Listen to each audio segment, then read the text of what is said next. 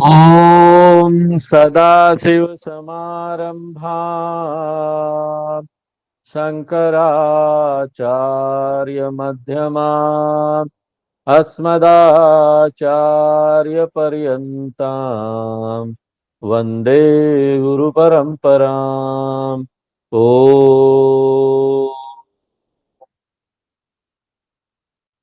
तो पिछले क्लास में हम लोग 17वें अध्याय का 15वां नंबर श्लोक देखना शुरू कर चुके थे और यहाँ पर भगवान तप के बारे में बता रहे हैं। और तप को तीन प्रकार में विभाजित किया है करण की दृष्टि से। एक तो है जो हम शरीर से तप करते हैं, और एक जो है वाणी से तप करते हैं, और एक मन से तप करते हैं। तो शरीर का तप तो हमने देख लिया। अब 15वें श्लोक में वाणी का तप बता रहे हैं। वाणी का तप क्या है? तो हम लोग देख रहे थे पिछले क्लास में कि पहली बात तो हम इस बात को समझें कि वाणी कितना महत्वपूर्ण है।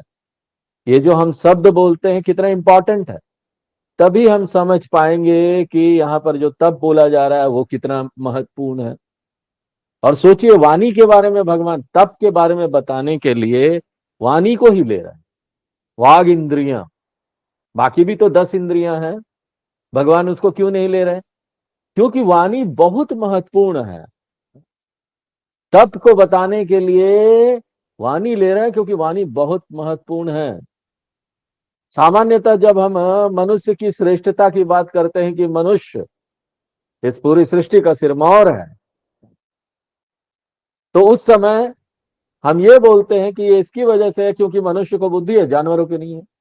जानवरों को, कुछ एक जानवरों को बुद्धि है लेकिन वो थोड़ा सा है, मनुष्य के जैसा नहीं है। मनुष्य तो बुद्धि से पता नहीं क्या क्या कर ले रहा है, कितना एडवांस होते जा रहा है सिस्टम। हर बार कुछ ना कुछ बदल जा रहा है। इंटरनेट आई तो दुनिया बदल गया, रहने का खान पान विचार सब बदल जाते हैं। एक टेक्नोलॉजी आती है तो अब आर्टिफिशियल इंटेलिजेंस आ गया है, अब सब कुछ बदल रहा है। सब सोचने का काम एआई कर रहा है। आपके बड़े बड़े काम जो आपको टाइपिंग करना है, ग्रामेटिकल मिस्टेक्स वगैरह ढूंढना है, 200-300 पेज का काम को वो सेकंड्स में कर दे रहा है। पूरा ग्रामेटिकली सही करके आपको दे दे रहा है, ये लो हो गया।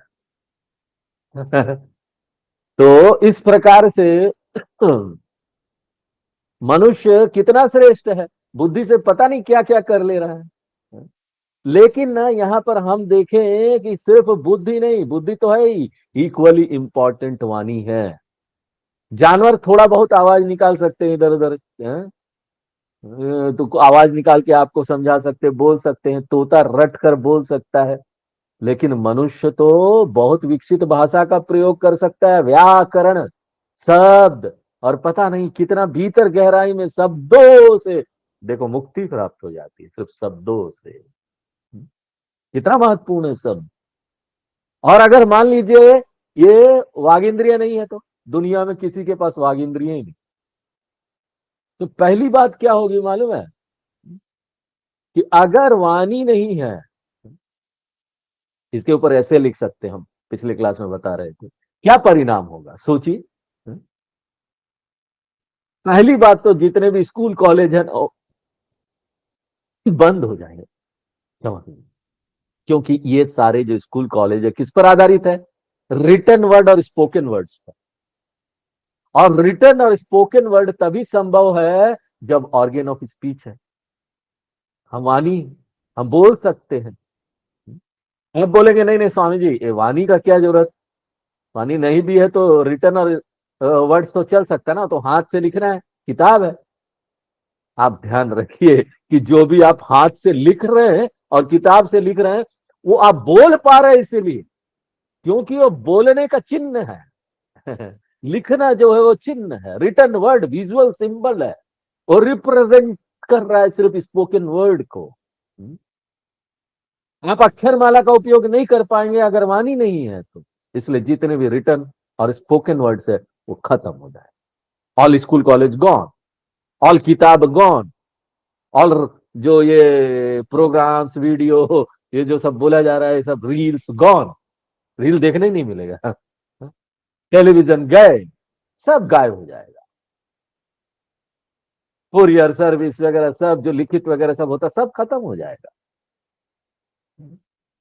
ये सबसे महान और सबसे ऐसी बात जो हम सोच भी नहीं सकते, क्या होगा मालूम है? ग्रेटेस्ट ट्रेजेडी, हर एक मनुष्य को ना अपने आप एक्सपेरिमेंट करके नेचुरल जो यहाँ पर नियम साइंटिस्ट लोगों ने बताया उसको ढूंढना पड़ेगा, इंडिपेंडेंट ढूंढना पड़ेगा। क्यों? वाणी खत्म हो गई दुनिया से, वाघ इंद्रिय गया।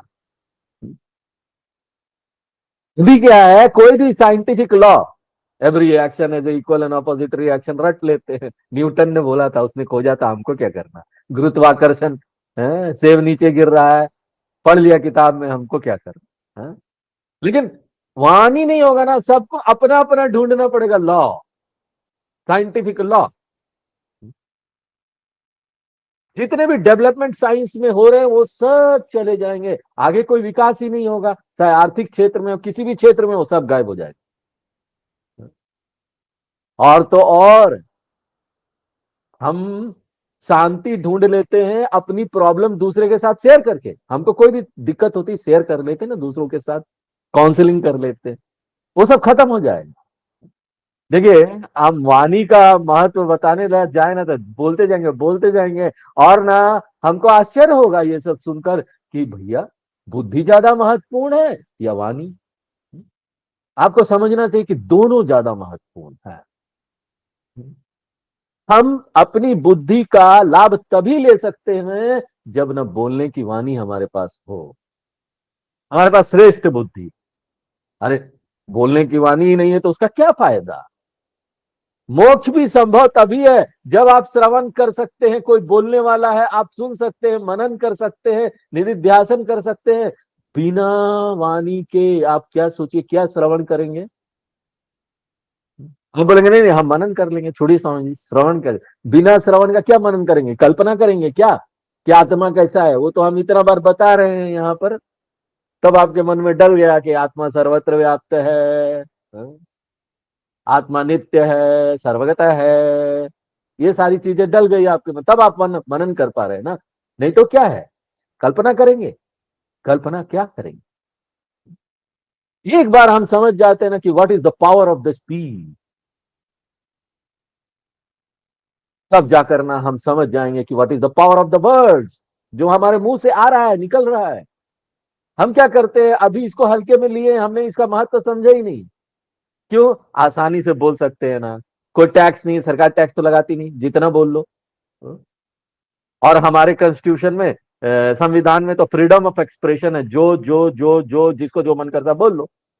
नहीं समझिए, आप जरा ना गल्फ कंट्री में चले जाइए, अरब देशों में, वहां पर पता चलेगा कि फ्रीडम ऑफ एक्सप्रेशन क्या है। हाँ? कुछ भी नहीं बोल सकते आप अल्लाह के खिलाफ, कुरान के खिलाफ, जेल हो जाएगी, जेल। आओ, पूरा जेल कैसी होगी मालूम है? उम्र का है। वहां जाकर पता चलेगा कि फ्रीडम ऑफ स्पीच क्या है। हम जो भी शब्द बोलते हैं, जो हमारे मुंह से आ रहा है, एक्सट्रीमली पावरफुल है, धुएं की तरफ फैल जाता है, और धुएं की तरफ फैलकर वो लोगों को नष्ट कर सकता है, परिवार को नष्ट कर सकता है, समाज को नष्ट कर सकता है, देश को नष्ट कर सकता है। कौन? शब्द हथियार है। साथ साथ ऐसे शब्द जो सही तरीके से बोला जाए और जो बुद्धिमता के साथ बोला जाए, ऐसे शब्द जो है ना मुझे मोक्ष प्रदान कर सकते हैं, मन की शांति दे सकते हैं। तो मेरे जो शब्द है ना, वो अगरबत्ती का धुआं जैसा भी फैल सकता है, दूसरों को सुगंध दे, दूसरों को खुशी दे, हाँ? और मेरे जो शब्द है ना, सिगरेट का धुआं का तरह भी फैल सकता है, हाँ? दूसरों को बीमारी दे। सिगरेट पीते हैं ना तो बगल वाले को भी उसका धुआं जाता है, बीमारी हो जाता है। तो ये जो शब्द है ना दूसरों को नुकसान पहुंचा सकते हैं, और क्योंकि ये शब्द दूसरों को नुकसान पहुंचा सकते हैं, हमको ना एक जिम्मेदार रेस्पॉन्सिबल स्पीकर होना चाहिए, जिम्मेदार वक्ता। ये एक दूसरी चीज है जो हमको ना आत्मसात करना पड़ेगा, एसिमुलेट करना पड़ेगा। अभी यहां पर बहुत हो हल्ला हुआ था कि ये जो बोतल की पानी आती है, बिस्लेरी और बाकी सब जो कंपनियों की आती है, सभी कंपनियों की, उसमें कहीं ना कुछ मिलावट, कुछ ना कुछ, बहुत न्यूज में आया, बहुत परेशानी हुई। इतने सारे मापदंड है, आप सोचिए। और ये सब सुनकर तो फॉरेनर लोग फिर आते हैं तो यहाँ पर इंडिया में ये भी सोचते हैं कि यहाँ बोतल का पानी भी सेफ है कि नहीं। वो नष्ट कर सकता है लोगों से, फैक्ट्री से पैदा हो रहा है, फैक्ट्री से बनकर आ रहा है, मैन्युफैक्चर हो रहा है, और यहां पर लोगों को नष्ट कर देंगे। हम इसको कितना महत्वपूर्ण मानते हैं। उसी प्रकार से ये शब्द है जो मेरे दिमाग में मैन्युफैक्चर्ड हो रहा है, बन रहा है, ये यहां पर बहुत डैमेज कर सकता है। अगर हम समाज में अपने शब्दों को ऐसे ही छोड़ दे जो मेरे दिमाग में बन रहा है, तो ये ना समाज को बर्बाद कर देगा, भयंकर तबाही मचा सकता है। तो एक रेस्पॉन्सिबल, एक जिम्मेदार वक्ता होना क्या होता है, इससे पहले कि मेरे शब्द बाहर जाए, ये मुझे चेक कर लेना चाहिए, क्वालिटी चेक में डालना चाहिए हर एक शब्दों को।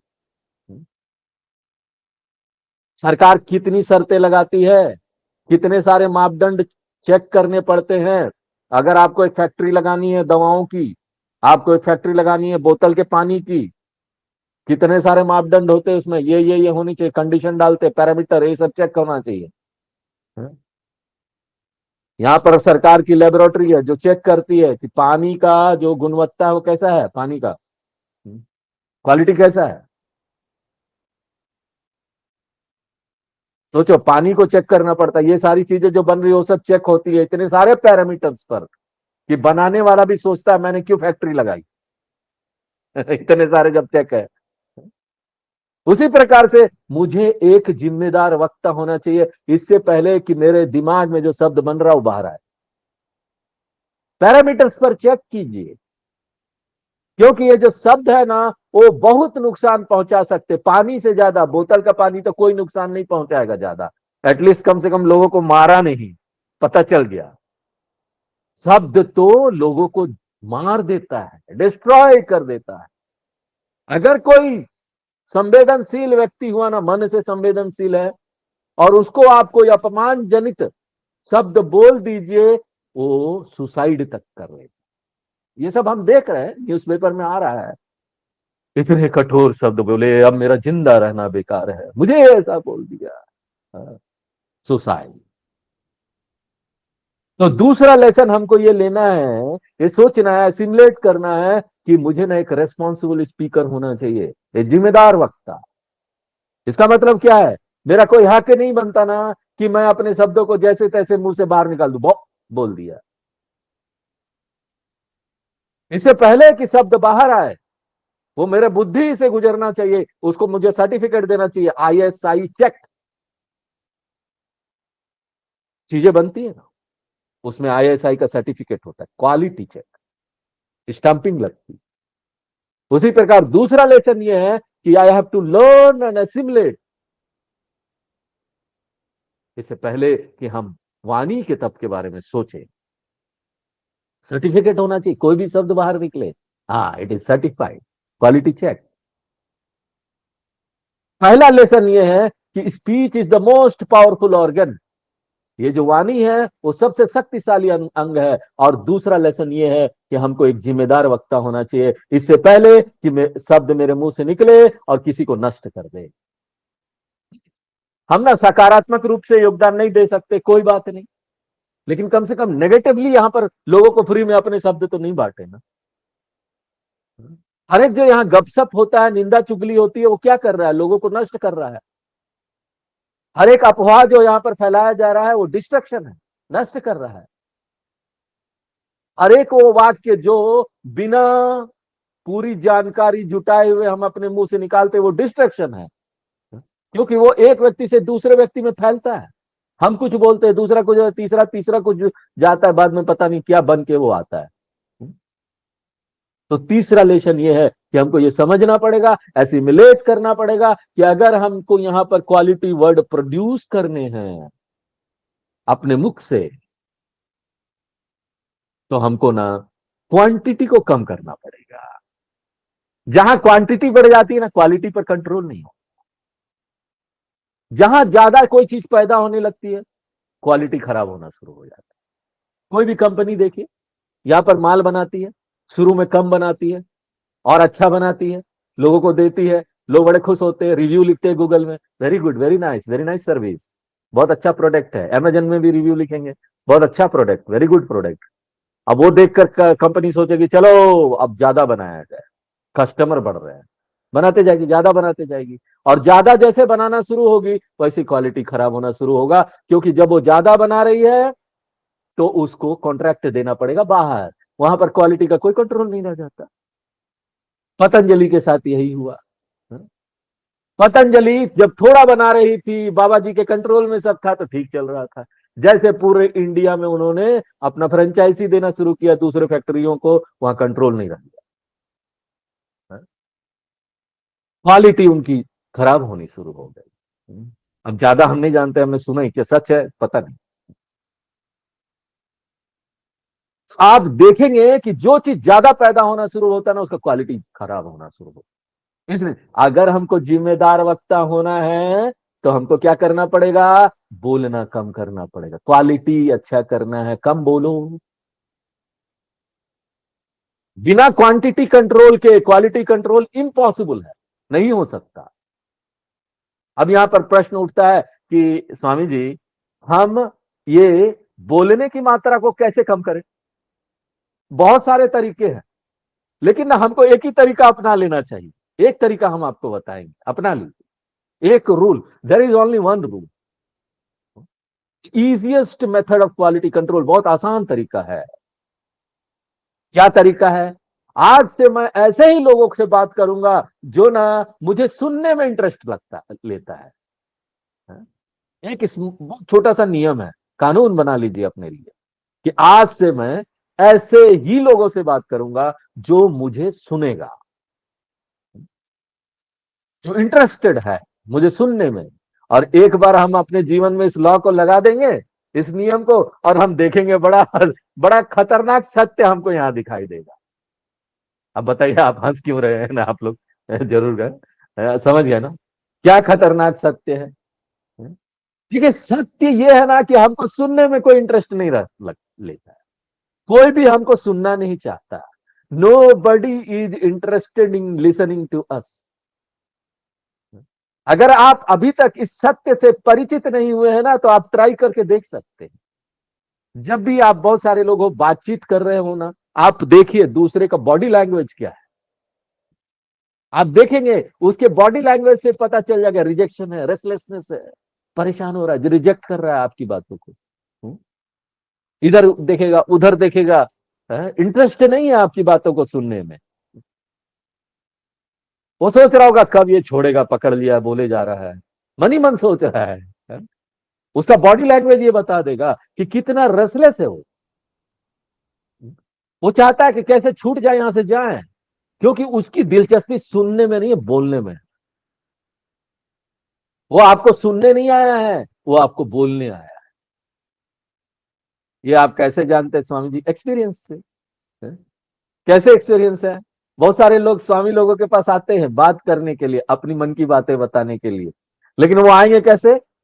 वो एकदम एड फोन पर, Swami ji I want your valuable advice, आपका एडवाइस हमको चाहिए स्वामी जी, बहुत परेशान है, आपका क्या सुझाव है?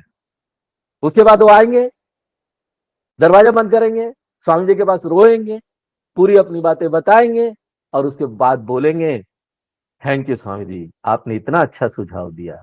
स्वामी जी सोचेंगे मैंने तो मुंह ही नहीं खोला, सुझाव क्या दिया? हम्म, हम्म।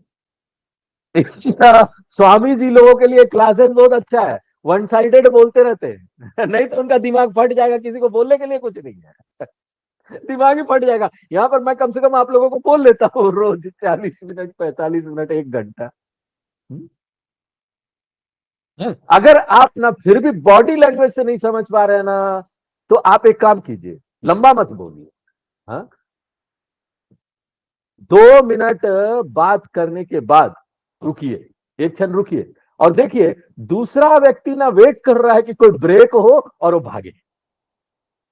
अब थोड़ा सा ब्रेक दे देंगे ना, 2 मिनट का, आप देखेंगे, वॉच कीजिए, या तो वो बात, वो या तो वो कहीं चला जाएगा, आपके सामने नहीं रहेगा, या फिर ना वो बात करना शुरू करेगा, रुकेगा नहीं। तो फिर आपको आधा आपने जो बोला, आधा ये नहीं पूछेगा आपने क्या बोला था बताइए ना, बात ही करता जाएगा, बात ही करता जाएगा।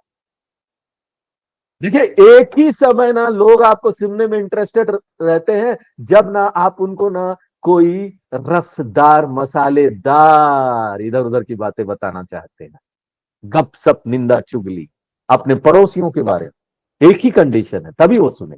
आप ट्राई कर सकते हैं, उनको आप बताइए, अरे अरे सुनो, मैं तुमको बहुत इंपॉर्टेंट कुछ बताना चाहता हूँ, इधर उधर देखो, कोई और तो है नहीं, है? कोई और तो नहीं, ये सुनो, तुम किसी को बताना मत मैं जो बताने जा रहा हूं। और देखिए वो व्यक्ति का कैसा अटेंशन होगा आपकी तरफ, ऐसे लगेगा ना जैसे ना पतंजलि महर्षि का पूरा सब कुछ वो पढ़ के आया है और तुरंत निर्विकल्प समाधि लग जाएगा। हाँ, क्या बताने वाले हो? नहीं नहीं, बताओ बताओ। हाँ? ऐसे निर्विकल्प समाधि बहुत डिफिकल्ट है, लेकिन उस समय लग जाएगा। और सबसे अच्छा तरीका है ना, आप इतना बोलने के बाद रुक जाइए और बोलिए, अरे छोड़ो ये सब गप है, मैं क्यों, भूल जाओ भूल जाओ, मैं क्यों बताऊं तुमको। हाँ? अब देखेंगे ना, वो व्यक्ति ना वहीं पर मर जाएगा कि बताया ही नहीं इसने। इसके अलावा अगर कोई भी टॉपिक में आप बात करेंगे, सत्संग वगैरह बात ना, nobody is interested in listening, कोई सुनना नहीं चाहता आपको। इसलिए अप्लाई दिस वन प्रिंसिपल, अपने जीवन में एक ही प्रिंसिपल को अप्लाई कीजिए। क्या? कि मैं ना सिर्फ उसी से बात करूंगा जो मुझे सुनना चाहता। अपने आप देखिएगा ना, क्वांटिटी 80% बात खत्म, बात ही नहीं कर पाएंगे आप, इतना जब बात करके ना बंद हो जाए। तो ये तीसरा लेसन है जो हमको सीखना है, रिड्यूस द क्वांटिटी, अपने बोलने की मात्रा को कम कीजिए। ये जो वाणी है, जो शब्द आपके मुंह से निकल रहे हैं, उसका मूल्य समझिए, जिम्मेदार बनिए और समझिए कि ना हमको ना मात्रा को कम करना है। और फोर्थ है, कौन सा पैरामीटर्स है, कौन सा मापदंड है जिसको लगाकर हम अपने शब्दों का गुणवत्ता चेक करेंगे, क्वालिटी चेक करेंगे। जिस तरह से पानी के लिए होता है, सरकार ने इतने सारे मापदंड बनाए हैं। अच्छा पानी यानी केमिकल वगैरह उसके अंदर नहीं होना चाहिए, टीडीएस की मात्रा कितनी होनी चाहिए, ये सारा मापदंड होता है। उसी प्रकार हवा का क्वालिटी क्या है। हाँ? ठंड के समय यहाँ बाहर हवा का क्वालिटी इतना खराब हो जाता है कि आदमी जी ना पाए, अब फिर भी जी रहे लोग यहाँ पर एयर क्वालिटी डबल खराब हो जाती है। फूड क्वालिटी सबके लिए मापदंड है। एफएसआई का सर्टिफिकेट चाहिए, अगर आपको कोई भी चीज बनानी है, खाने पीने की चीज बनानी है, तो वो बहुत पैरामीटर बताते हैं, उनके लोग आते हैं, सब चेक करते हैं आपका सारा मशीन ठीक है कि नहीं, आप जो मटेरियल यूज कर रहे हो वो ठीक है कि नहीं। हाँ? अब अलग बात है कि वहां क्या चलता है पता नहीं। तो क्वालिटी चेक होती है फैक्ट्रियों में भी। फैक्ट्रियों में आजकल बात हो रही है टोटल क्वालिटी मैनेजमेंट, टीक्यूएम। लेकिन हम क्या बोल रहे हैं, इतना महत्वपूर्ण चीज पैदा कर रहे हैं अपने मुंह से, उसके बारे में, टीक्यूएम के बारे में सोचते ही नहीं है, टोटल क्वालिटी मैनेजमेंट। तो भगवान ने सोचा चलो ये लोग तो सोचते नहीं है, मैं इनको बता दूं कि क्या टीक्यूएम करना है। तो ये जो श्लोक है ना, उसमें टीक्यूएम बताया गया है, total quality management of words, और उसका 4 मापदंड है। इससे पहले कि कोई भी शब्द आपके मुंह से बाहर आए, वो 4 मापदंडों पर खरा उतरना चाहिए। कृष्ण भगवान हमको 4 मापदंड दे रहे हैं। अगर आप एक रेस्पॉन्सिबल स्पीकर है, वक्ता है, एक जिम्मेदार, तो आपको ये 4 मापदंड को चेक करना चाहिए इससे पहले कि आप किसी को कुछ बोले। इसी को बोलते हैं वाणी का तप। और ऐसा अगर हम करेंगे ना, समाज बहुत सुंदर होगा, परिवार के बीच जो झगड़ा हो रहा खत्म हो जाएगा, कंपनियों में जो समस्या है वो खत्म हो जाएगी, आपस में जो झगड़ा देश देश के बीच हो रहा है वो खत्म हो जाएगा। तो ये चार मापदंड क्या है कृष्ण भगवान इस श्लोक में दे रहे हैं। पहला मापदंड क्या है? अनुद्वेग कर्म। पहले समझिए कि ये जो शब्द है ना उसमें इतनी क्षमता है कि वो दूसरे लोगों को चोट पहुंचा दे। शब्द, आपके शब्द चोट पहुंचाएंगे दूसरे लोगों को। ये हिंसा है, दूसरों के प्रति आप हिंसा कर रहे हैं, वाणी से हिंसा कर रहे हैं। और वाणी का हिंसा जो होता है ना बहुत गहराई में घुस के जाता है। हाँ? बाहर की चोट लग जाता है, कोई कट गया छट गया भर जाता ना, कुछ सालों बाद कुछ महीनों बाद भर जाएगा। लेकिन वाणी का जो चोट है ना वो भरता नहीं, दिमाग में चलता रहता है। तो ये जो वाणी का हिंसा है वो पाप है। हिंसा मुझे ना आध्यात्मिक रूप से नीचे ले जाएगा, ये हिंसा पाप कर्म, यानी कि आध्यात्मिक रूप से नीचे ले गया। हम मोक्ष की तरफ जा रहे हैं, मोक्ष की तरफ क्या जाएंगे, हम इतना हिंसा कर रहे हैं। इसलिए अनुद्वेग कर्म निश्चित कीजिए कि ना आपके शब्द दूसरे को चोट ना पहुंचाएं, हाँ? दूसरों को नुकसान ना पहुंचाएं। तो कई बार लोग बोलते हैं स्वामी जी आप जानते नहीं हैं, आप गीता बोल के वो कृष्ण भगवान ने बोला है बोल के एकदम बोल देते हैं कि अपने शब्दों को सही रखिए। लेकिन यहाँ पर तो सब हम ये काम, ये मुस्टंडे लोगों से काम ले रहे हैं। हमारे घर में जो नौकर काम करने आते हैं, जब तक हम उनको कठोर शब्द नहीं बोले, व्यवहार में ना बोले तो कोई सुनता ही नहीं स्वामी जी।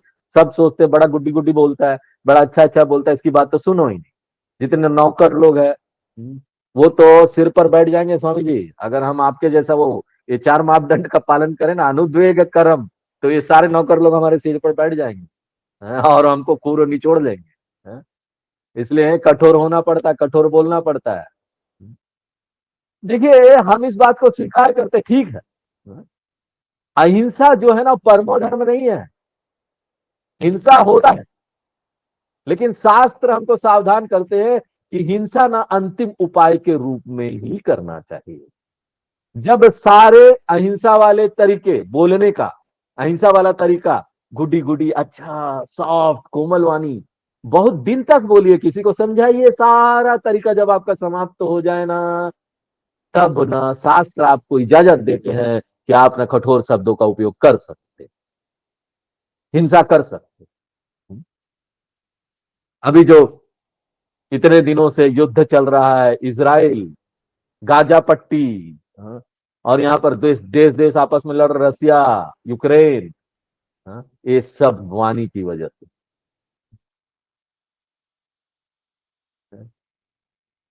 साम समझाओ, अगर समझ के कोई बहुत लंबे समय तक समझाओ, कोई ना समझे उसको कुछ छूट दे दो, दाम। और अगर दाम से भी ना समझे तो उसको भेद डाल दो, जिससे उसको शक्ति मिल रही है, मन में कुछ भेद डाल दिया, उनको जाकर कुछ और बता दिया, भेद डाल दो, चाणक्य नीति।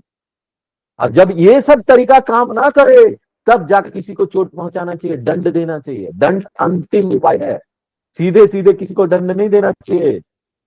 साम दाम भेद दंड चौथा उपाय।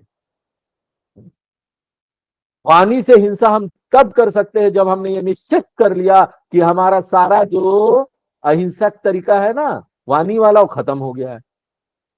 हमको चुनना चाहिए विचार कर कर क्या करना है। हमारा मन पूरा स्पष्ट होना चाहिए कि हमने ना सभी तरीकों का उपयोग कर लिया, ये सामने वाला समझता नहीं है, तो अनुद्वेग कर्म, किसी में उद्वेग उत्पन्न हो मेरे शब्दों से, किसी को चोट ना पहुंचे। अगला जो मापदंड है वो सत्यम, सत्यम यानी सत्य बोलो। सत्य यानी जो हमारे मन में चल रहा है और जो हम बोल रहे हो एका होना चाहिए। हमारा मन में विचार जो चलता है और जो हम बोलते हैं उसमें एका होना चाहिए, हम जो सोच रहे वही बोल रहे हैं, इसको सत्य बोल। अगर हम ऐसा नहीं कर रहे हैं तो डिवाइडेड पर्सनालिटी, हम बिखरा व्यक्तित्व, क्योंकि सोचने वाला मैं और बोलने वाला मैं, इन दोनों में कोई एक ही नहीं है। हम क्या जानते हैं, क्या बोल रहे हैं, उसमें विभाजन है।